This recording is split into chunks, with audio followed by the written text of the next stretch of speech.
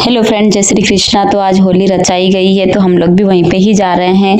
तो गाइस, आज के वीडियो में आपको होलिका दहन की कहानी सुनाऊंगी। यहाँ पर वो हिरण्यकश्यप की बहन होलिका और विष्णु भक्त प्रहलाद की कथा से जुड़ा हुआ है, जो अहंकार पर आस्था और बुराई पर अच्छाई की जीत का प्रतीक माना जाता है। हर साल होली से पहले एक दिन पहले मोहल्ले या चौराहों में लकड़ियां इकट्ठी होती है, मतलब लोग ही करते हैं, और गोबर के भरगुले बोलते हैं उसको।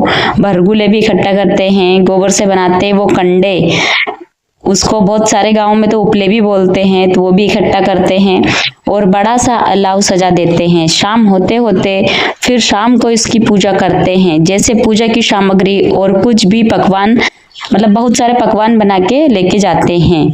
होलिका दहन कुछ ऐसा पर्व जिसे हम बचपन से देखते आ रहे हैं, लेकिन इसकी कहानी अक्सर बस नाम की रह जाती है। होलिका की जो स्थापना है वैसे तो बसंत पंचमी वाले दिन ही कर दी जाती है। एक खूंटा जैसा गाड़ दिया जाता है, हमारे गांव में बोलते हैं कि होली का डांडा गड़ गया। वहीं पर होली रचाई जाती है हर साल और होलिका सजाई जाती है।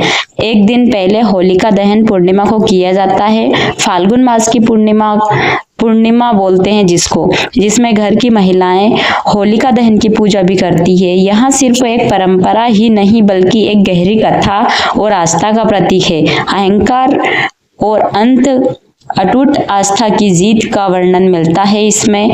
पुराणों में वर्णित हिरण्यकश्यप और उसकी बहन होलिका और बालक प्रहलाद की कहानी आज भी उतनी ही अच्छी लगती है, क्योंकि हर डर विश्वास के बीच की लड़ाई को जो दिखाती है। आइए समझते हैं कि आखिर क्यों जलाई जाती है होलिका और क्या इसके पीछे की पूरी कहानी है।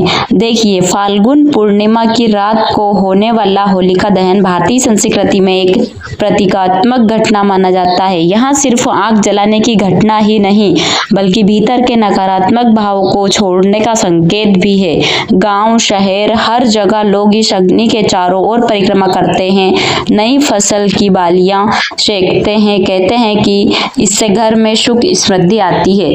बालियां मतलब जैसे वो गेहूं की ऊंबी वगैरह रहता है ना, वो सेक कर लेके जाते हैं घर पे।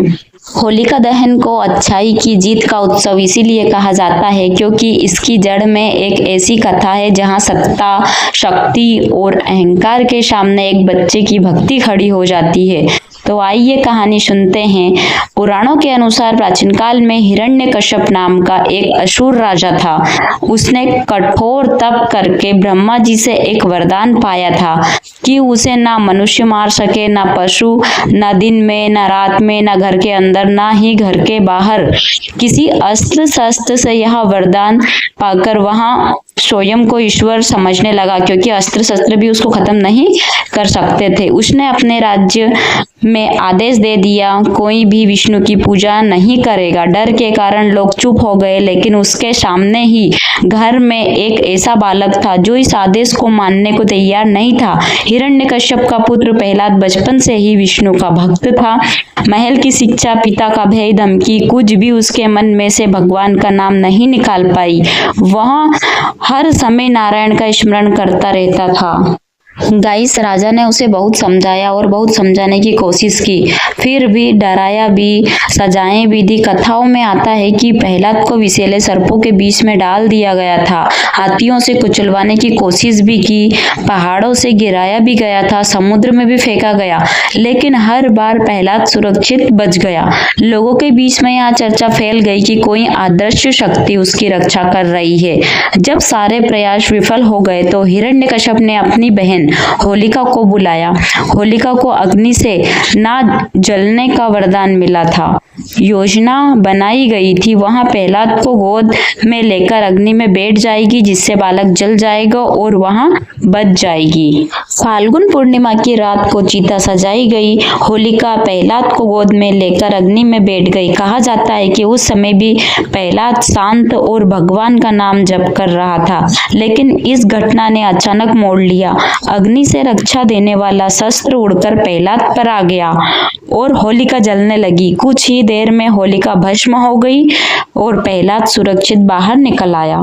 इस घटना को लोगों ने देवी न्याय के रूप में देखा। संदेश साफ था, वरदान या शक्ति का दुरुपयोग अंत में विनाश ही लाता है, जबकि सच्ची आस्था की रक्षा स्वयं ईश्वर करते हैं। उसी स्मृति में हर साल होली का दहन किया जाता है। अगले दिन रंगों का उत्सव मनाया जाता है, जिसे होली कहा जाता है।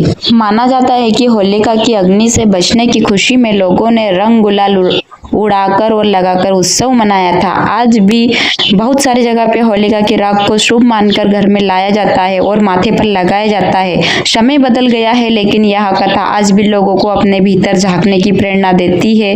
होली का दहन हमें याद दिलाता है कि अहंकार, ईर्ष्या और नकारात्मक सोच को जलाकर ही जीवन में नई शुरुआत हो सकती है। बच्चों के लिए सिर्फ यहाँ एक त्योहार है, बड़ों के लिए परंपरा है, लेकिन गहराई से देखें तो यहाँ मनोवैज्ञानिक रूप से भी यहाँ शुद्धि का प्रतीक है। पुराने कटुता छोड़ने व रिश्तों में रंग भरने का शायद यही कारण है कि सदियों बाद भी यह कथा और अग्नि लोगों के मन में उतनी ही जीवंत है। तो इस प्रकार से होलिका का दहन हर वर्ष किया जाता है और रंगों से होली खेली जाती है। तो ये थी गाइस होली की कहानी। तो गाइस आज का वीडियो आपको थोड़ा सा भी नॉलेजेबल लगा हो तो प्लीज, और अगर कुछ सीखा हो तो मेरे वीडियो को लाइक शेयर करके प्यारा से कमेंट जरूर करना। यदि नए मेंबर हो तो मेरे चैनल को सब्सक्राइब जरूर करना फ्रेंड। ठीक है गाइस, तो हम भी पहुंच गए हैं घर। सभी को टाटा बाय बाय।